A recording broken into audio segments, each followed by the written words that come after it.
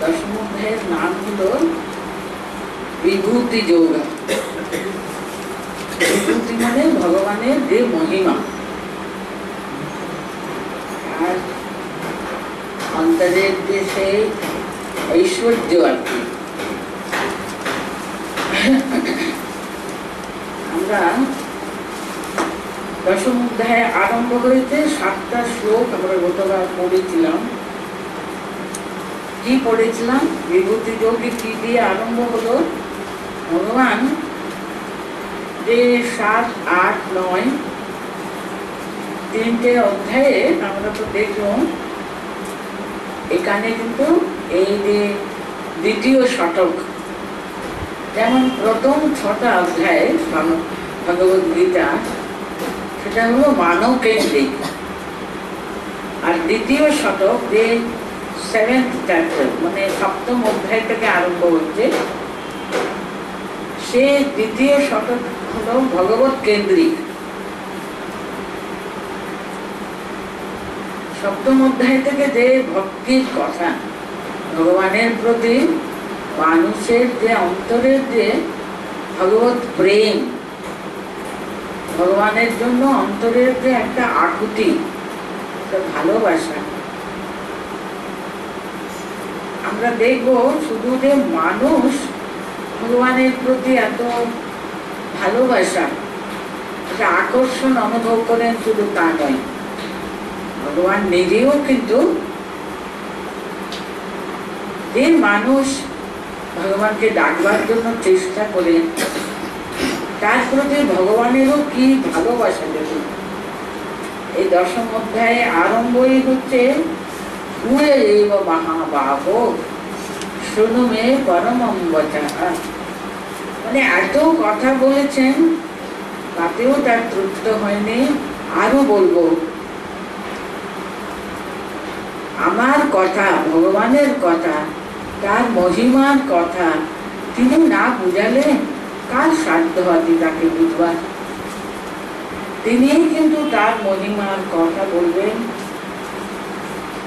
সেটাই উনি বলছিলেন, আরম্ভই করেছিলেন। তুমি, আমি, আমার কথা, আমার মহিমার কথা আমি বর্ণনা না করলে কেউ তো আমাকে জানে না, তার জন্য আমার কথা আমি বলছি, শোনো। তার বিভূতি, এবং আমরা 7ম শ্লোকে কি পড়লাম? এতাম বিভূতি যোগঞ্চ মাময়ো ব্যক্তি তত্ত্বতা, আমাকে আমার যে বিভূতি এবং মানুষের সঙ্গে ভগবানের যে কি সম্পর্ক, সেই যোগ, সেই union with God and man, কিংবা ম্যান এন্ড গড, এই ভগবানের প্রতি মানুষের ভালোবাসা, মানুষের আকর্ষণ, আর ভগবানের মানুষের প্রতি আকর্ষণ আছে, যে যথার্থভাবে জানে, তত্ত্বতঃ জানে, যথার্থভাবে জানে, সো অবিকম্পেন যোগেন যুজ্যতে নাত্র সংশয়ঃ, তিনি যথার্থভাবে কিন্তু আমার সঙ্গে তিনি যুক্ত হয়ে আছেন, এখানে কোনো রকমের সংশয় নেই। জেনে রাখো, এই কথাটা বলে শেষ করেছিলেন। আমি 8ম শ্লোক থেকে আরম্ভ করছি। अहम सर्वस्य प्रभो मत्तः सर्वं प्रवर्तते इति मत्वा भजन्ते मां बुधा भाव समन्विताः। अहम सर्वस्य प्रभो,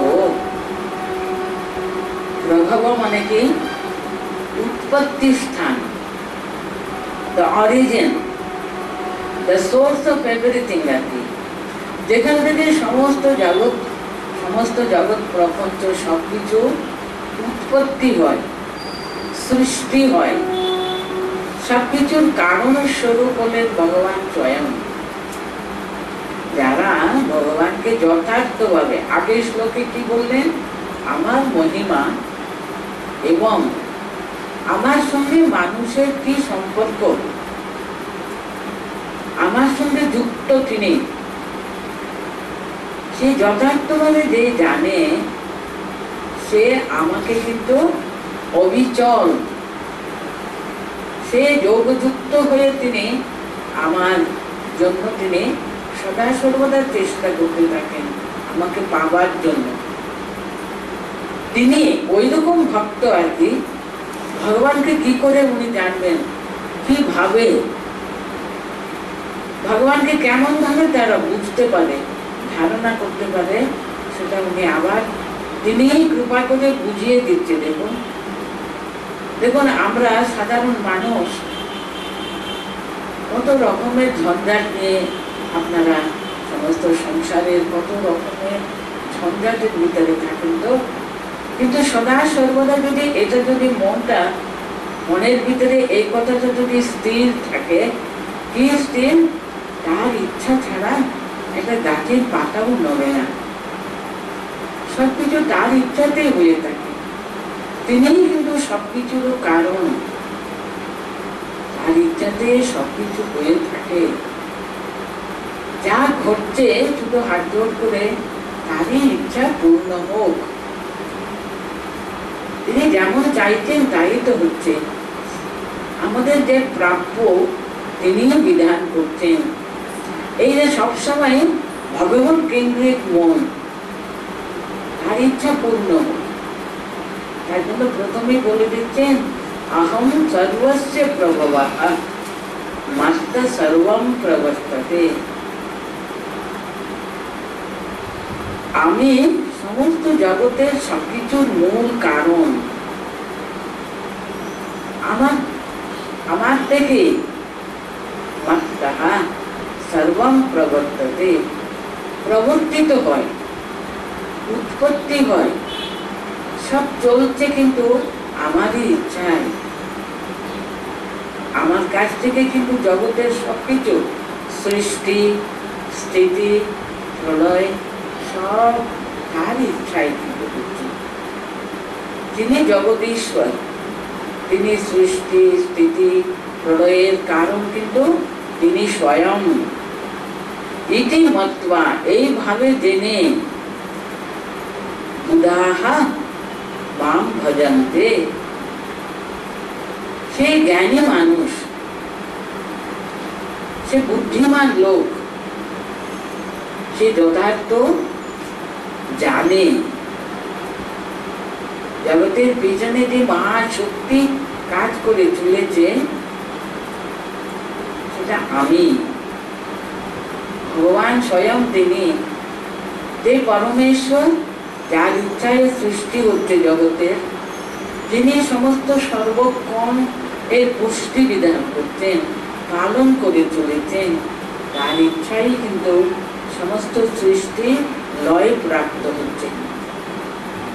এটা জেনে কিন্তু তিনি আমাকে ভাব সমন্বিতাহ ভজন্তে, এই ভাব সমন্বিতাহ কথাটা কিন্তু খুবই কিন্তু অর্থপূর্ণ কথা।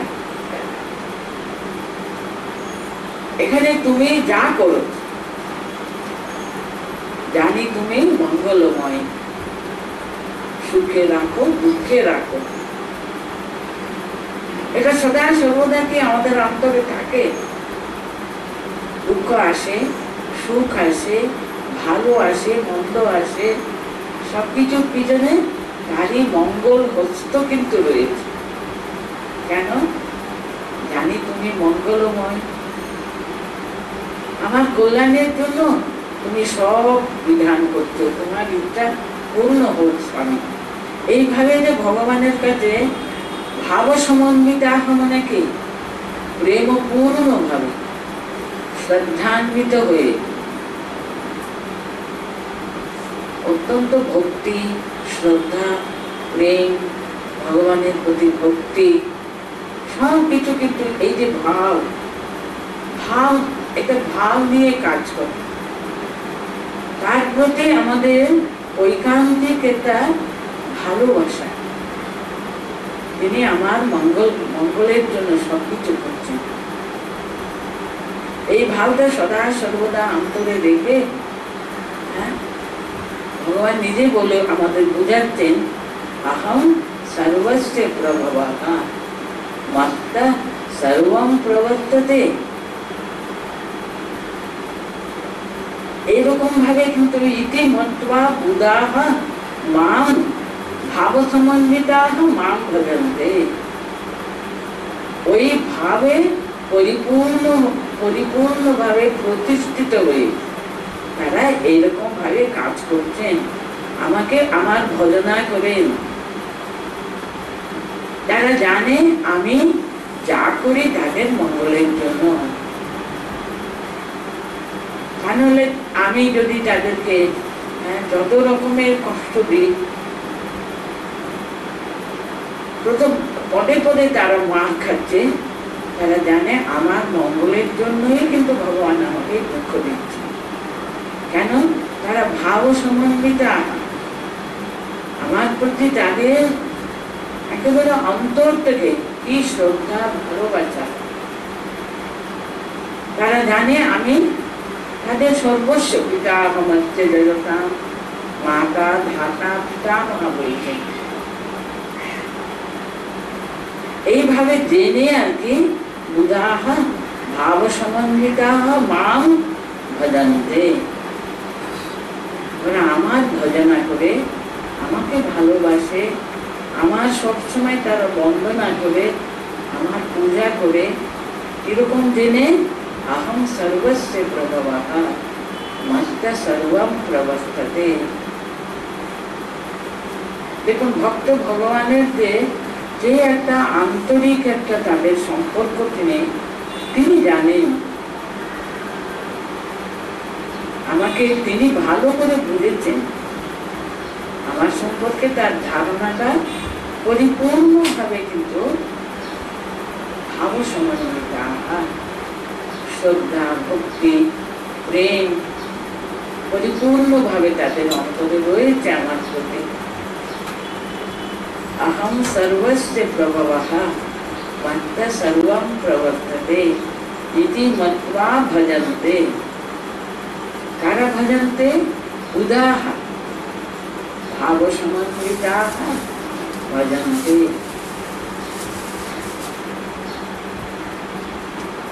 পরের শ্লোক পড়ছি, মচ্চিত্তা মদ্গত প্রাণা बोधयन्त परस्परं कथयन्तश्च मां नित्यं तुष्यन्ति च रमन्ति च। যারা ভক্ত, যারা ভগবানকে ভালোবাসে, তাদের ক্যারেক্টারিস্টিক গুলো, তাদের কি কি কোন কোন গুণগুলো দেখলে আপনারা চিনতে পারেন এরা ভক্ত লোক।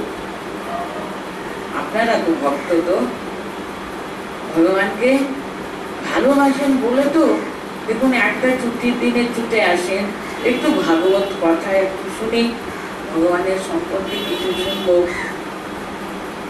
সে কথাই এখানে বলছেন, কেন তারা আসেন ভগবানের কথা শুনতে, ছুটে ছুটে আসেন, কারণ তারা হলো মচ্চিত্তা, তাদের সমস্ত মন প্রাণ চিত্ত সদা সর্বদা ভগবত চিন্তায় মত্ত থাকে, পরিপূর্ণভাবে থাকে।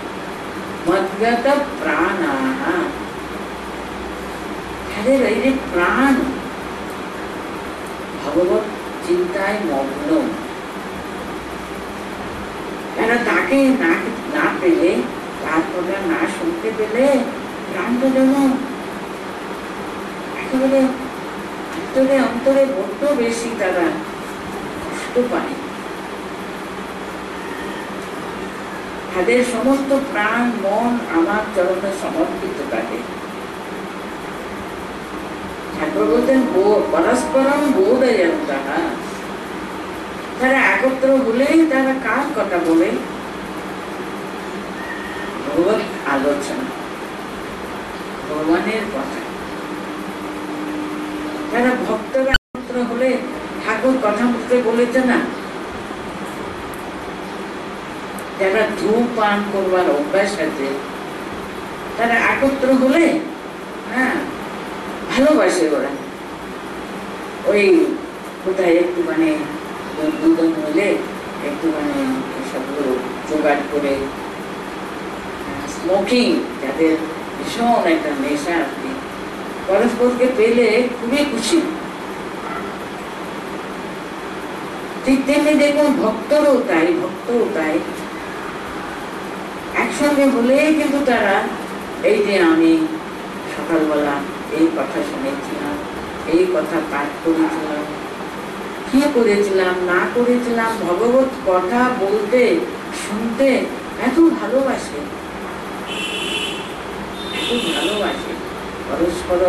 পরস্পর একত্র হলেই কিন্তু বোধয়ন্ত পরস্পরম কথয়ন্তশ্চ মাম নিত্যম তুষ্যন্তে চ রমন্তে চ। একসঙ্গে হলেই হলো নিত্যম, নিত্যম তুষ্যন্তে, কি করে আনন্দ পায়? কথয়ন্তশ্চ মাম, আমার কথা, আমার যা পড়েছে একটু একসঙ্গে কিংবা যা পড়া হয়েছিল আগে সে নিয়ে কথা বলতে ভালোবাসে। তুষ্যন্তে চ রমন্তে চ, ওদের আনন্দের উৎসই হলো ভগবত কথা নিয়ে মেতে থাকা, ভগবত কথা নিয়ে আনন্দ করবার জন্য সদা সর্বদা তারা ব্যস্ত হয়ে থাকে। আর কোনো আপনারা যদি ভগবান যখন তিনি এসেছিলেন চৈতন্য মহাপ্রভু রূপে, কোন রকমের অন্য কোনো কথা শুনলে তিনি এমন ভাবে অস্থির হয়ে যেতেন ভগবত কথা করে। আর কোনো ভাগবত কথা ছাড়া, ভগবান শ্রীকৃষ্ণের কথা ছাড়া সে ভক্তগণ একত্র হলে আর কোনো কথাই সেখানে চলত না। যেমন আমরা কথামৃত পাঠ করবার আগে একটা গোপী গীত থেকে একটা কিছু করি না, তব কথামৃতম তপ্ত জীবনম কবিগিরিতম কলমশাপহম শ্রবণ মঙ্গলম শ্রীমদাততম ভুবি গৃহন্তি ভুরিদা জনানাম। এই যে ভগবানের কথাতে কি আনন্দ, কি অমৃত কথা, অমৃত স্বরূপ ভগবানের কথা হলো অমৃত স্বরূপ বলছে। সে সবসময় যেন কলমশাপহম মানে কি পাপ দূর করে দেয়, পাপ নাশক, শ্রবণ মঙ্গলম মানে এটা আমরা মনে রাখাটা। কেন যে আমরা এই যে এসে আমরা গীতার কথা শুনবো বলে এসেছি, কেন আমরা বাণীর কথাটা বলতে, সেই কথাগুলো এখানে আলোচনা করতে নিষেধ করা হয় কেন? না এই একটু সময় যেন আমরা সবসময় হরি কথা শ্রবণ মনন চর্চা সেটাই করে যেন মনটা ভরে রাখি, মনটা পবিত্র করে রাখি ইত্যাদি ইত্যাদি। তার জন্য তার লীলা কথা স্মরণ মনন করে, স্মরণ মনন করে। দেখুন ভগবানের কথা ভাগবত পাঠ করি আমরা, কথামৃত পাঠ করি, সেসব কথাগুলো দেখুন তখন চোখের সামনে যেন ঠাকুর বসে আছেন, ধরে ঠাকুর এই কথা বলছেন, এই উত্তর শুনলেন, আবার কি উনি চর্চা করলেন। আপনারা জপ করতে বসে অনেক সময় আমাদের মন একাগ্র হচ্ছে না দুঃখ করি না, তখন যদি এই যে আমরা প্রতিদিন নিত্য একটু কথামৃত পাঠ করতে বলা হচ্ছে না, তার কারণ শুধু এই ওই যে লীলা কথাগুলো যেন আমরা মনে মনে যদি ভাবতে থাকি, তাহলে দেখবেন মনটা কিন্তু চঞ্চল হয়। মন যদি চঞ্চল যদি হতে চায়, চলো আমরা ওই দক্ষিণেশ্বরের ঠাকুরের ঘুরে চলে যাই। সেখানে কি কি কথা হচ্ছে ঠাকুরকে ঘিরে, ঠাকুরের কথাগুলো স্মরণ মনন করতে করতে করতে আর কোথায় যাবে মন? মুখে তার নাম উচ্চারণ করতে করতে অন্তরে অন্তরে তার লীলা কাহিনী, অমুক দিন অমুক সময় কি কথা বললেন, কি দাম, কোথায় দাঁড়িয়েছিলেন তিনি। মাস্টারমশাই এত সুন্দর সুন্দর ছবিগুলো ঠাকুরের রেখেছে না কথা বলতে, সেসবগুলো স্মরণ মনন করতে করতে করতে করতে মন তখন একেবারে ঠাকুরে নিবদ্ধ হয়ে যায়, তাই না বলো? সেই লীলা কথা তার বর্ণনা সবসময় যদি আমরা ভরে রাখি, তাহলে মনটা কি করে চঞ্চল হবে, মনটা কি করে একাগ্র হয় না, কি করে বলো? অন্তত আমরা লীলা কাহিনীতে মনটা লাগিয়ে রাখি। সেটাই এখানে বলছেন, তাদের চিত্ত, তাদের মন,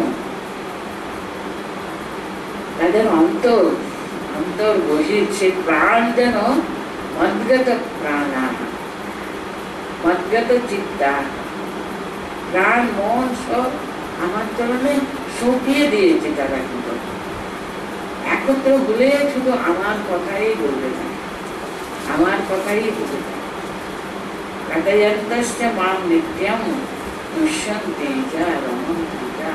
ওদের যে আনন্দ, ওদের সন্তোষের যে উৎস, সব কিছুর মূলে আনন্দ বলুন, সুখ বলুন, শান্তি বলুন, সবকিছুর মূলে কিন্তু শুধু ভগবানের নাম, তার গুণকথন, তার লীলা আস্বাদন, শুধু এসব নিয়ে কিন্তু সব সময় মনটাকে ভরিয়ে রাখা আর কি।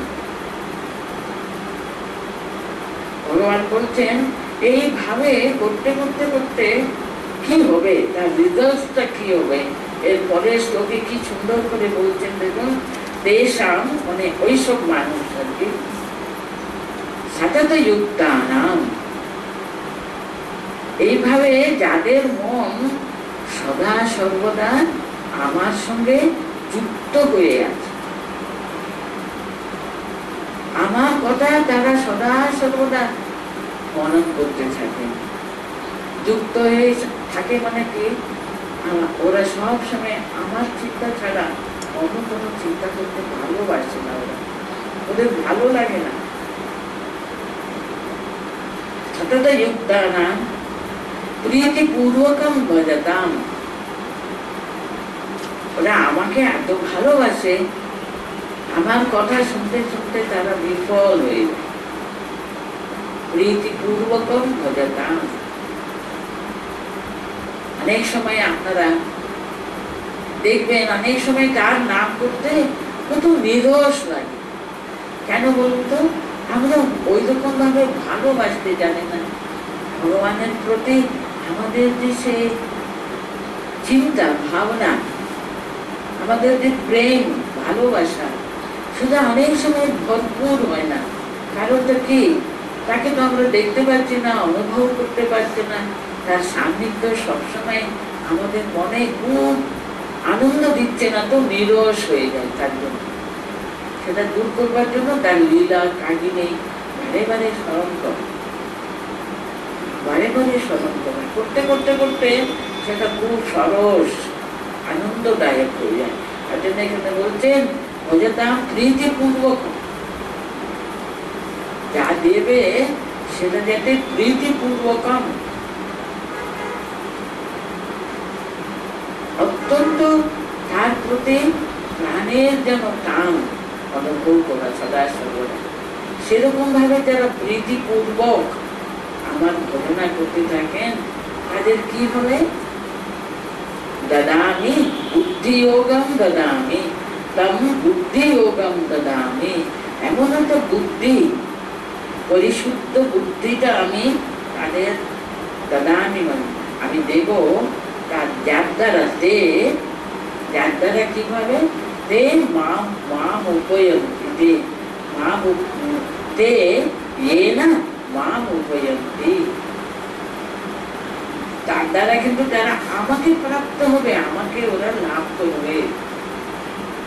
বুদ্ধিটা এমন মার্জিত করে দেবে না। দেখুন আমাদের মন আছে, চিত্ত আছে, তারপর বুদ্ধি আছে। বুদ্ধি যদি সদা সর্বদা ভগবত একেবারে একাগ্রতা যদি লাভ করতে পারে, তাহলে আর কোনো ভয় নেই। কারণ বুদ্ধি যদি শুদ্ধ হয়ে গেল, বুদ্ধি হলো পরিশুদ্ধ হয়ে যাওয়া। মনটা অনেক সময় চঞ্চল হতে থাকে, কিন্তু সেটা যদি বুদ্ধিতে পরিণত হয়ে গেল না, তখন আর কোনো ভয় নেই। তখন আমরা স্থিত হয়ে গেলাম, কখনো কিন্তু তখন কম্পন থাকবে না, মানে এইদিকে ওদিকে নাড়াছাড়া এসবগুলো মন চিত্ত অন্তঃকরণ এখানে হতে পারে। কিন্তু যখন স্থিরতা এসে গেল, দৃঢ়তা এসে গেল, তখন বুদ্ধিটা একেবারে পরিশুদ্ধ হয়ে গেল। ভগবান দাদানি বলছেন, দাদানি বুদ্ধি যোগম তম, তাদেরকে এমন একটা স্থির দৃঢ় বুদ্ধি আমি ওরা প্রাপ্ত হবেন, তার কৃপাতে কিন্তু প্রাপ্ত হবেন, যার দ্বারা তে মাম উপয়ন্তি, তারা আমাকে প্রাপ্ত হবে। এটা হলো পরম প্রাপ্তি। ভগবান যদি দয়া করে সেরকম ভাবে মনটা ঘুরিয়ে দেন, আমাদের দৃঢ়তা যদি এসে গেল, মনটা অবিচল ভক্তি যোগে না, অবিকম্পে না ভক্তি যোগে না, আগে যখন দৃঢ় চিত্তটা যখন এস্টাবলিশ হয়ে গেল, তখন বুদ্ধিটা কেমন হবে? একেবারে মার্জিত, দৃঢ়।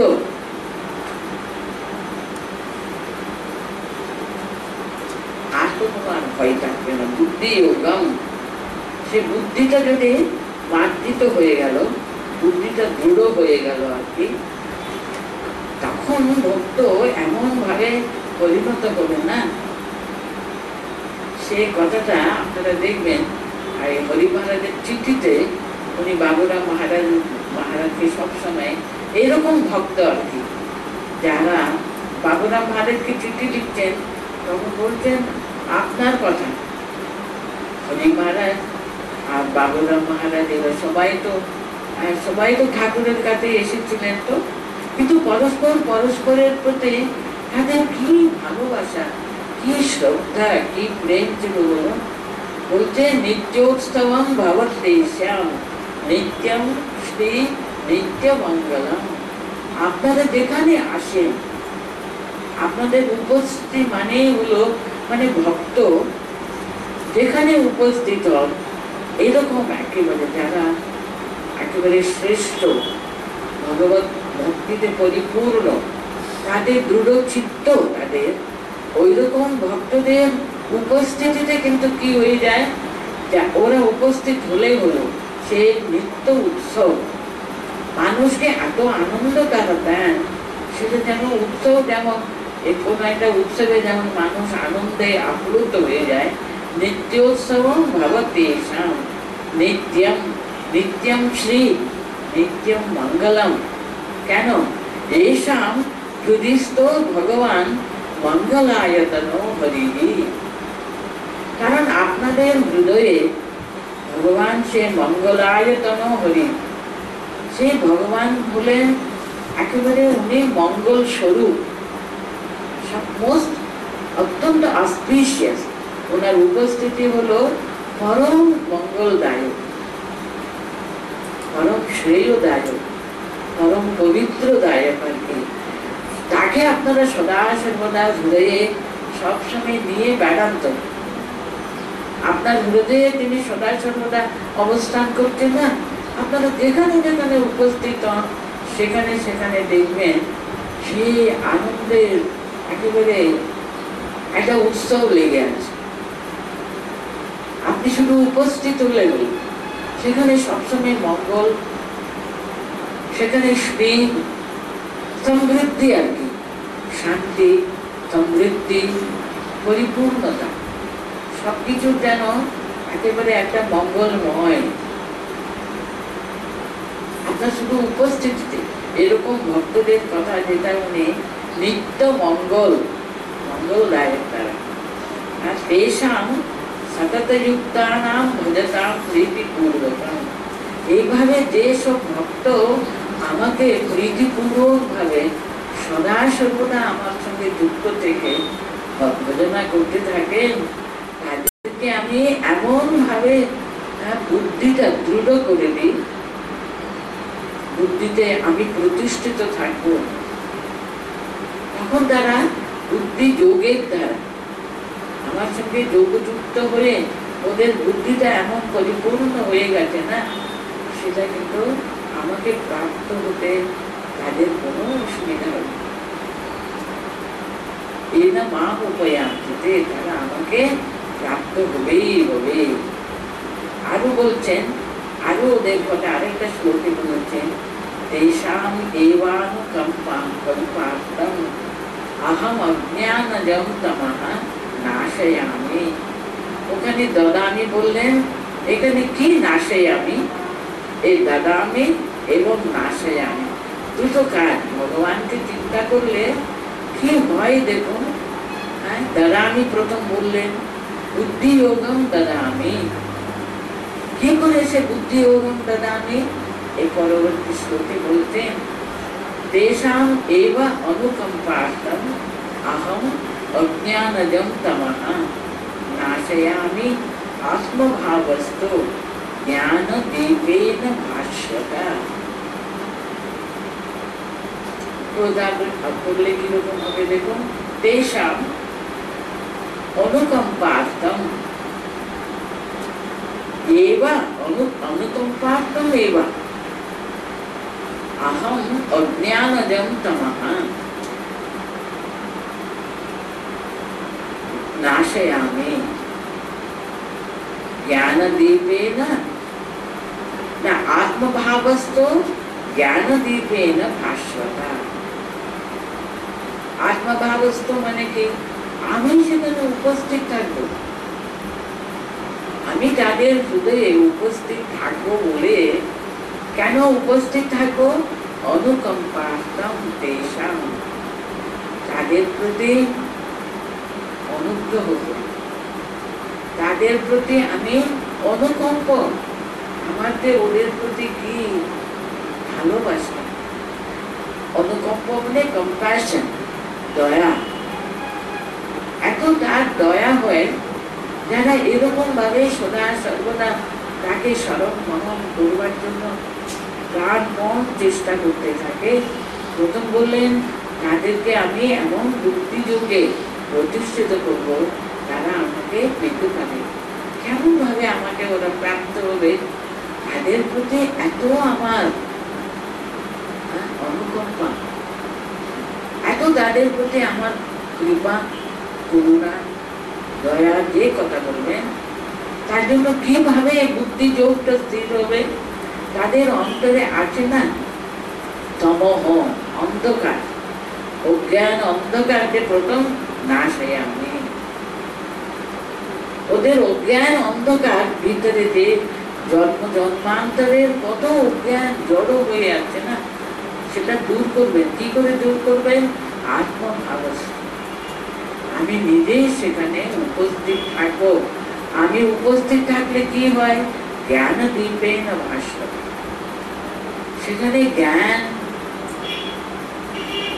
তার প্রখর দীপ, তার প্রখর আলো, জ্ঞানের যে এমন প্রখর আলো চলে গেল, আর অজ্ঞান থাকতে পারে সেখানে? যেখানে ভগবান স্বয়ং উপস্থিত হয়ে যাবেন। আত্মভাবস্থ বলছেন, আমি স্বয়ং সেখানে প্রতিষ্ঠিত হব। তার জন্য সেই জন্ম জন্মান্তরের সমস্ত সে অজ্ঞান অন্ধকার দূর হয়ে তিনি কৃপা করলে দেখুন কি না হয়ে যায়। মানুষ সে তার অন্তর্নিহিত সেই যে ভগবত শক্তি এমন ভাবে প্রকাশিত, কারণ সেখানে অন্তর্নিহিত সেই ভাগবতী শক্তি এমন ভাবে প্রজ্বলিত হয়ে ওঠে। তিনি অনেক দূরে নেই, সকলের অন্তরে তিনি বসে আছেন। শুধু বসে আছেন তা না, অনিমিষণে রোচনে তিনি তাকিয়ে আছেন। কখন আমরা তার দিকে তাকাবো, কখন তার দিকে আমরা তাকাবো? কিন্তু আমাদের কোথায় সময় বলুন তো? আমাদের কত কাজ না হলে বাবা রে বাবা, ছেলে মেয়ে তাদের পড়াশোনা, আজকে তাদের ফল বেরোলো, সেই নিয়ে আনন্দ উৎসব করবে, কি করবে না করবে, কত ঝঞ্ঝাট ওদের। আর ভগবানকে কখন বসে আমরা চিন্তা করবো? বলে হয়ে গেল সংসারের ভিতরে কত কাজ আছে। কিন্তু কেউ কেউ তাকে এমন ভাবে ভালোবাসেন, ও সব কিছুর মধ্যেও কিন্তু তাকে ধরে আছে। তোমার ইচ্ছা, তোমার ইচ্ছাতে সব কিছু ঘটছে, আমি বুঝতে পারি। আমি জানি তোমার ইচ্ছা ছাড়া গাছের একটা পাতাও নড়ে না। তুমি হলে সমস্ত জগতের নিয়ন্ত্রণ, তোমার ইচ্ছাতে সব ঘটছে, আমি তা বুঝেছি। তার জন্য সবসময় তোমার চরণটা ভালো করে দু হাত দিয়ে ধরে থাকে, এতে তুমি তুমি তুমি না হও না হও। ঠাকুর বলতে না সদা সর্বদা না হও না হও, টুকু টুকু। আমরা ওই যে আমাদের ভিতরে আমি আমি, আমার সংসার আমার সংসার, আমার এই কাজকর্ম বলে আমি আমি আমি করতে থাকি, সেই জায়গাতে যদি তুমি তুমি তুমি তিনি তিনি সব করাচ্ছে। শুধু ওই আহমটা যদি দুঃখ করে দিলে সব লোকগুলো মিটে যাবে। তখন জ্ঞান দ্বীপে না ভাষ্যতা হয়ে যায় যে অহম কত কত তমহ, অজ্ঞান যেমন তমহ সব দূর হয়ে যায়। কারণ জ্ঞান দ্বীপে না ভাষ্য, অন্তরে সেই বিরাট আলো জ্বলে গেল। তার কারণ তিনি উপস্থিত হয়ে আছে না, সে মঙ্গলায়তম ভগবান হরি তিনি উপস্থিত হয়ে গেছেন। আর কোথায় সেখানে অজ্ঞান অন্ধকার তম থাকতে পারেই না, থাকতে পারবেই না, সব দূর হয়ে যায়। তিনি সেখানে সেই মঙ্গলায়তম হরি তিনি উপস্থিত আছেন। আর কোন রকমের অজ্ঞান অন্ধকার তম কিছু থাকবে, শুধু তখন তমু তমু তমু না হো না হো না হো। এই যে জ্ঞান, এই যে জ্ঞানটা জ্বলে দেবো, জ্বালিয়ে দেবো, এই জ্ঞানের আলুটা জ্বালানো, জ্ঞানের আলু জ্বালিয়ে কিন্তু শক্তিটা আমরা তখনই বুঝতে পারবো। তখন বুদ্ধি যোগটা এমন ভাবে স্থির হয়ে যায়, দৃঢ় হয়ে যায়।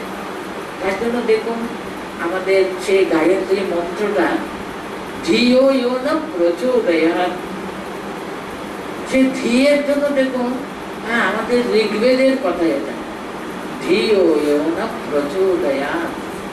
ওদের একটাই প্রার্থনা, ধিয়ো ইয়ো না প্রচোদয়াৎ। সে ধি, সে বুদ্ধি যোগ, সেই শ্রেষ্ঠ ধি শক্তি। ধি মানে তো বুদ্ধি, ধি মানে তো জ্ঞান।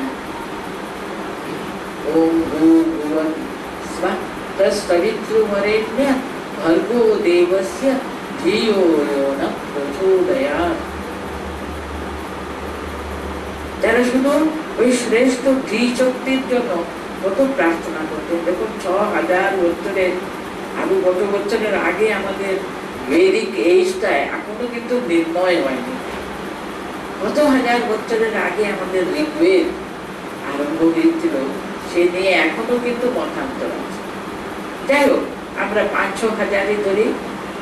সে এত এত বছরের আগে দেখুন আমাদের সেই বংশের মূল সেই সমস্ত ঋষি মুনিরা কি প্রার্থনা করছেন সর্বদা, আসতো মা সত্যময়া তামসো মা জ্যোতির্গময়া মৃত্যুর মা অমৃতম গময়া।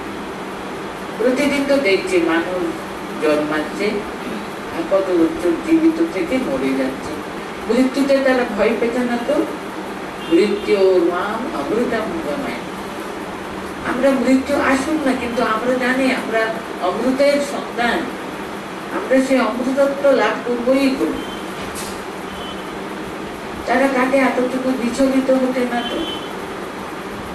একটা ফুল ফুটলো, খুব সুন্দর ভাবে প্রস্ফুটিত হলো, আস্তে আস্তে শুকলো আর পড়ে গেল। কিন্তু সে যে প্রস্ফুটিত হয়েছিল সে তার চরণে সে তাকে অর্পণ করা হয়েছে, সে ভগবত চরণে এমন সুন্দরভাবে তাকে অর্পণ করা হলো। তার জন্য তো ফুল ফুটলো, তো ভগবত চরণে নিবেদিত হওয়ার জন্য। সেটা পরিপূর্ণ হলো না, সেইভাবে মনের ভিতরে সদা সর্বদা তার চিন্তা। কারণ তিনি প্রথমে বলে দিলেন, আমার কাছ থেকে সব জগৎ সৃষ্টি হল, আমার কাছ থেকে সবকিছু এসেছে, আমি সবকিছু প্রবর্তন করি জগৎ, আমি হলাম সর্বপ্রথম জগতের কারণ। সেটা সর্বদা মনে রাখতে পারলে আর আমাদের অহং বুদ্ধিটা কিন্তু কোথাও কিন্তু মুখে মারতেই পারে। তার ইচ্ছা পূর্ণ হোক, তার ইচ্ছা পূর্ণ। এই জ্ঞানটা সদা সর্বদা রাখাটা কত ভাবে উনি আমাদের বুঝাচ্ছেন দেখুন তো। তেষাম তেষাম এব অনুকম্পার্থম আহম অজ্ঞানজম তমঃ। ওদেরকে আমি অনুকম্প করবার জন্য, ওদের দয়া ওদের করুণার জন্যই আমি ওদের অন্তর্নিহিত সমস্ত অজ্ঞান অন্ধকারকে আমি দূর করে দেব। কি করে দূর করে দেব? আমি স্বয়ং, মানে সেই ভগবত বুদ্ধির যে জ্ঞান এমন ভাবে সেখানে চালিয়ে দেব, তখন অহংটা একেবারে দূর হয়ে যায়। অহং অজ্ঞান আর থাকে না, সব তনু তনু তনু হয়ে যায়। ওই তনু হয়ে গেছে। দেখুন এতক্ষণ ধরে অর্জুন কি ভাবছিলেন, এখন অর্জুন কথা বলছেন তখন কি কথা বলছেন, এরপরের শ্লোকটা দেখলে বুঝতে পারবেন। এরপরে অর্জুন কথা বলছেন, কি কথা বলছেন? এখন শুধু প্রার্থনা। আমি বুঝে নিয়েছি তার অনেক অজ্ঞান অহংকার। আমাদের প্রথম অধ্যায়ে আর দ্বিতীয় অধ্যায়ের প্রথমে অর্জুন কত কি কথা বলল, উনি সব জেনে ফেলেছেন। জ্ঞানটা ওনার ভিতরে সকলের চেয়ে বেশি জ্ঞানবান তিনি। আহো ওটা মহৎ পাপম কর্তুম অবস্থিতাম বয়ম। আমরা কতগুলো পাপ করতে যাচ্ছিলাম না, ভাগ্যিস আমার ভিতরে সেই বুদ্ধিটা হলো, বাবা আর যুদ্ধ করবো না, আমরা দরকার নেই আমাদের যুদ্ধ করা, অত্যন্ত পাপযুক্ত যুদ্ধ এটা। কত কি উনি সফল করলেন। তিনি যে যুদ্ধ করবো না তার জন্য কত রকমের কারণ দেখালেন, মানে আমি সবচেয়ে শ্রেষ্ঠ জ্ঞানী ইত্যাদি ইত্যাদি, কত অহম অহম অহম। এই দেখুন এখন ভগবানের কৃপায় তার সমস্ত অজ্ঞানজং তমঃ নাশয়ামি বুদ্ধি যোগং দদামি। ও দুটোরই একটা বিরাট বড় দৃষ্টান্ত অর্জুনের কথাগুলোর ভিতরে আমরা পাবো।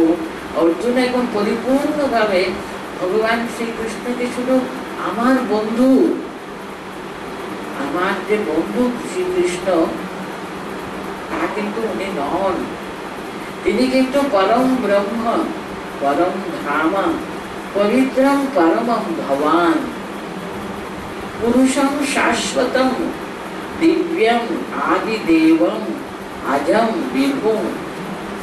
দেখুন ভগবান শ্রীকৃষ্ণকে তিনি এমন ভাবে বুঝতে পেরেছিলেন। দেখুন বুঝেছেন তিনি। এখন কিভাবে বুঝেছেন? ভগবান আপনি পরম ব্রহ্ম, সে পরম ব্রহ্ম আপনি স্বয়ং, পরমাত্মা আপনি স্বয়ং।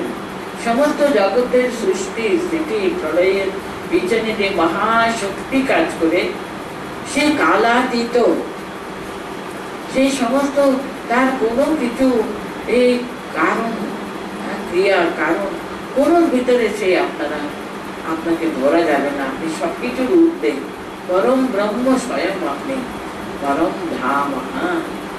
ধাম মানে কি? পরম আশ্রয়। আপনি সমস্ত জগতের পরম আশ্রয় স্বরূপ। আপনি হলেন পরম পবিত্রম, পরম পবিত্র, মহাপবিত্র, পবিত্রতার স্বরূপ আপনি স্বয়ং। শাশ্বতম পুরুষম, দিব্যম আদিদেবম, আজম বিভুম। আপনি পরম সেই নিত্য সত্য পুরুষ স্বয়ং, আপনি আদি দেবতা। কোন দেবতা আপনার আগে একেবারে এখানে স্রষ্ট হয়নি। সমস্ত দেবতা আদি দেবতা হলো আপনি। আপনি অজম, জন্মরহিত, সর্বব্যাপী। আপনি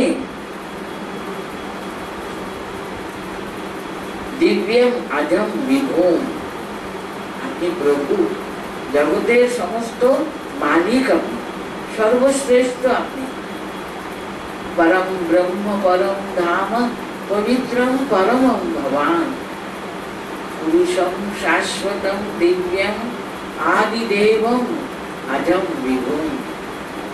কি সুন্দর ভাবে অর্জুনের অন্তর থেকে কি প্রার্থনা, কি সুন্দর তার স্তুতি আরম্ভ হয়েছে। দেখুন, আহুস্তাম ঋষয় সর্বে দেবর্ষি নারদস্তথা অসিতো দেবলো ব্যাসঃ স্বয়ং চৈব ব্রবীষি মে। এখানে কিন্তু এই দুটো শ্লোক মিলে কিন্তু একটা এই কথা হবে। এখানে বলতে চাইছেন উনি কি বলছেন, সর্বে ঋষয়ঃ, সর্বে ঋষয়ঃ আহুস্তাম, সমস্ত ঋষি মুনি, ভৃগু, বশিষ্ঠ, আরো কত শ্রেষ্ঠ শ্রেষ্ঠ ঋষি মুনিরা আছে না, ওরা সবাই কিন্তু এই কথাই কিন্তু বলে থাকেন। তো সর্বে ঋষয়ঃ আহুস্তাম, শুধু কি ওরা না, দেবর্ষি নারদ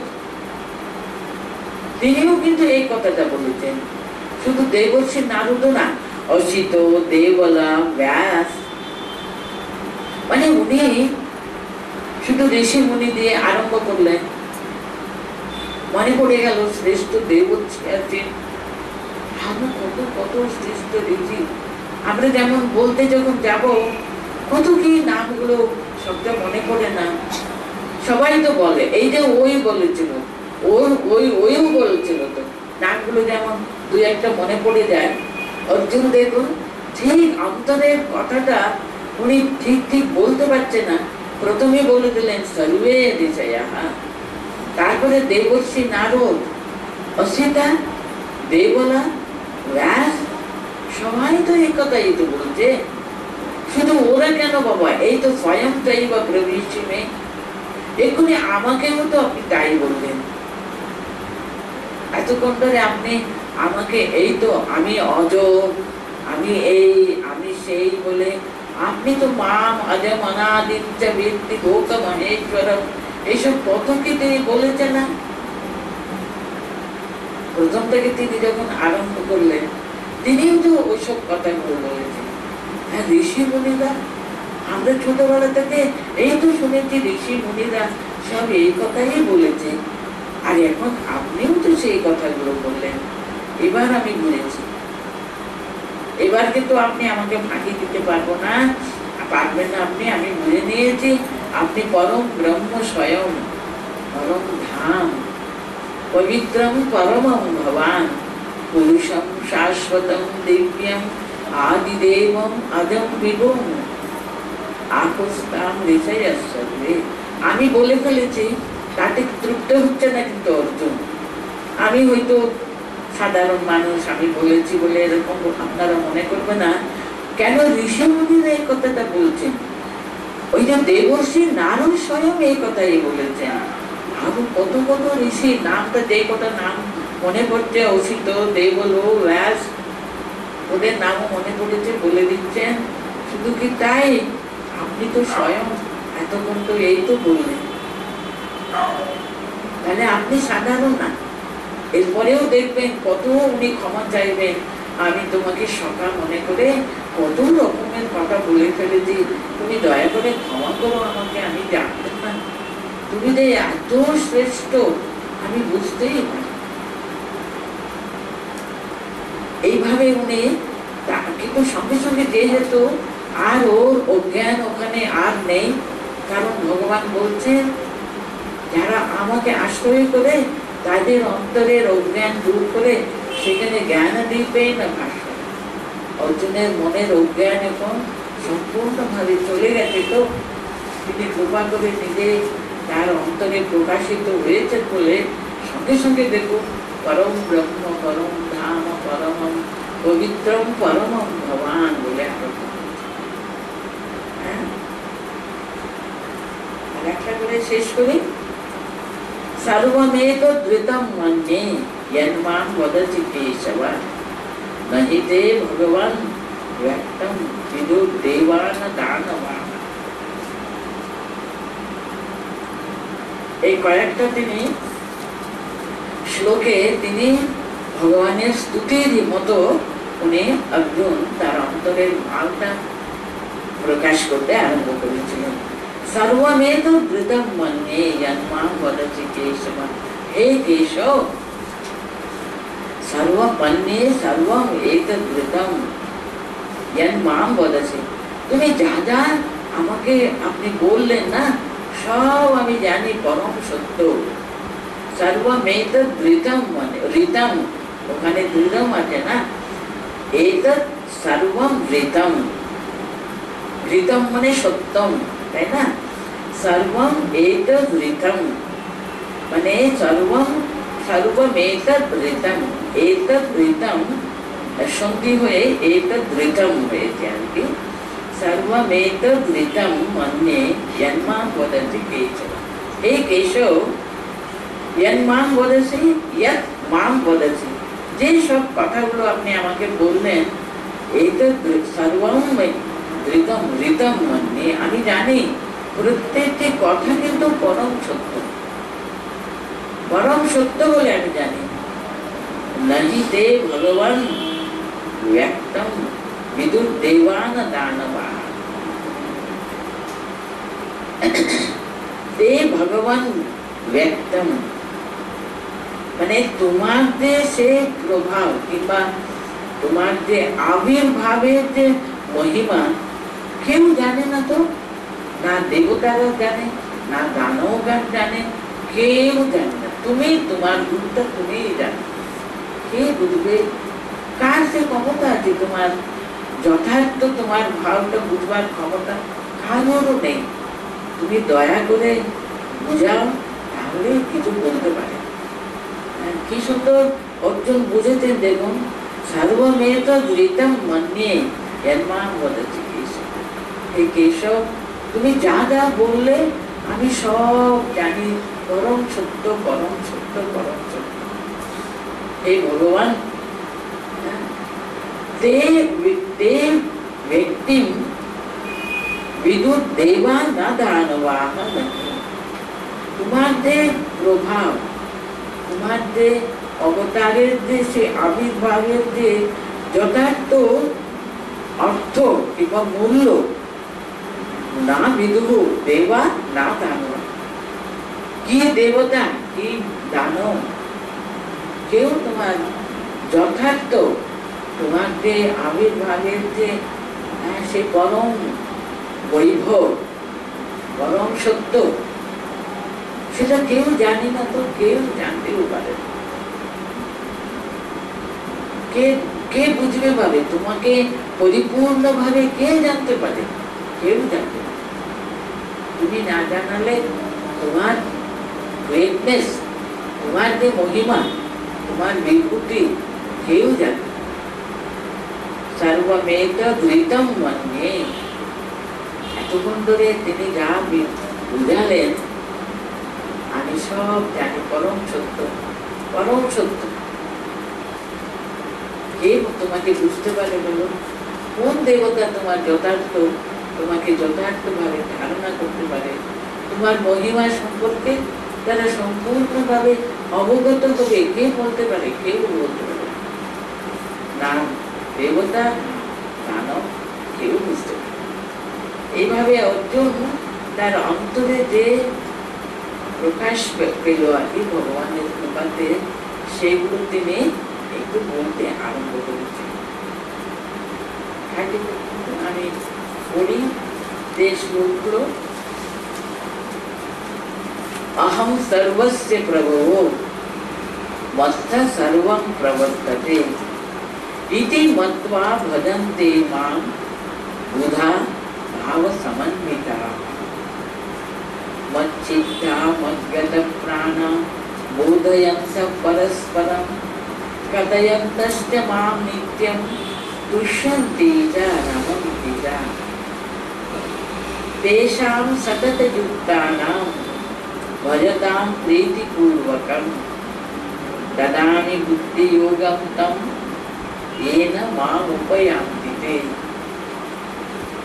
तेषामेवानुकम्पार्थम् अहम् अज्ञानजं तमः नाशयाम्यात्मभावस्थो ज्ञानदीपेन भास्वता।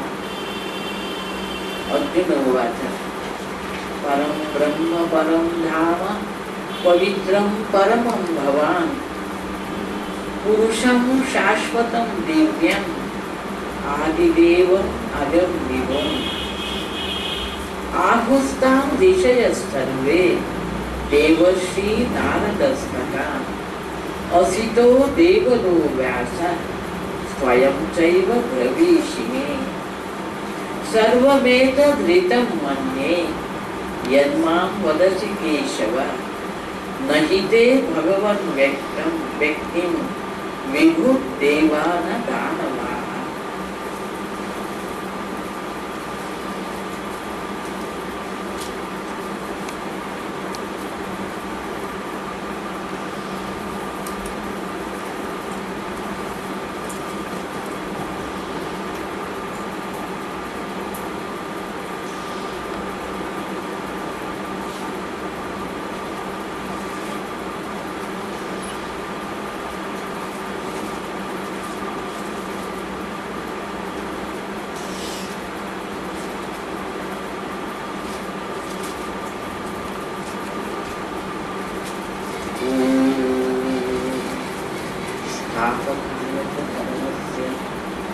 सर्वधर्मस्वरूपिणे